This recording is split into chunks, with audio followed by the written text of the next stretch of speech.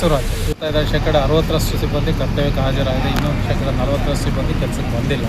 ನಾವೇನು ಪ್ರತಿಯೊಬ್ಬರೂ ಸಹ ಬಂದು ಕೆಲಸ ಮಾಡಿ ಮತ್ತು ಪಬ್ಲಿಕ್ ಇನ್ಕನ್ವೀನಿಯನ್ಸ್ ಆಗುತ್ತೆ ಅಂತ ಹೇಳ್ತಾ ಇದ್ದೀವಿ. ಅದರಲ್ಲಿ ಕೆಲವರು ಬರ್ತಾ ಇದ್ದಾರೆ, ಕೆಲವರು ಬಂದಿಲ್ಲ. ಬಂದವ್ರನ್ನ ನಾವು ಕಾರ್ಯಾಚರಣೆಗೆ ಉಪಯೋಗಿಸ್ಕೊಂಡು ಎಲ್ಲೆಲ್ಲಿ ಟ್ರಾಫಿಕ್ ಜಾಸ್ತಿ ಇದೆಯಾ ಅಂಥ ಕಡೆ ವಾಹನಗಳನ್ನ ಕಾರ್ಯಾಚರಣೆ ಮಾಡ್ತಾ ಇದ್ದೀವಿ. ಬಂದರೆ ಸ್ವಲ್ಪ ಸಾರ್ವಜನಿಕರಿಗೆ ತೊಂದರೆ ಆಗುತ್ತೆ. ಯಾಕೆಂದರೆ ನಮ್ಮಲ್ಲಿ ಎಲ್ಲ ಬಸ್ಗಳು ಆಪ್ರೇಟ್ ಆದ್ರೇ ಪಬ್ಲಿಕ್ಗೆಲ್ಲ ಸರಿಯಾಗಿ ಸಾರಿಗೆ ಸೌಲಭ್ಯ ಕಲ್ಪಿಸೋಕ್ಕಾಗೋದು.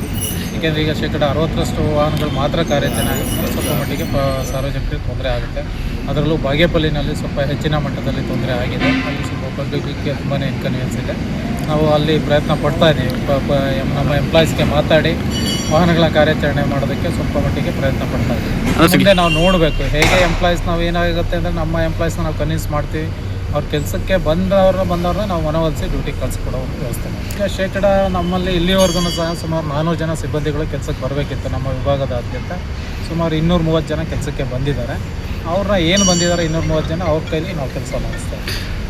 ಅಂದ್ರೆ ಸರ್ ಬಾಗೇಪಲ್ಲಿ ಹೊರತುಪಡಿಸಿ ಸರ್ ಇನ್ನು ಬಿಲ್ಲೆ ಬೇರೆ ತಾಲೂಕು ಎಲ್ಲ ಯಾವ ಥರ ಇದೆ ಬಂದ ಆಪ್ರೇಟ್ ಆಗಿಲ್ಲ, ಬಟ್ ಶೇಕಡ 60ರಷ್ಟು ಆಪ್ರೇಟ್ ಆಗಿದೆ. ಹೌದು.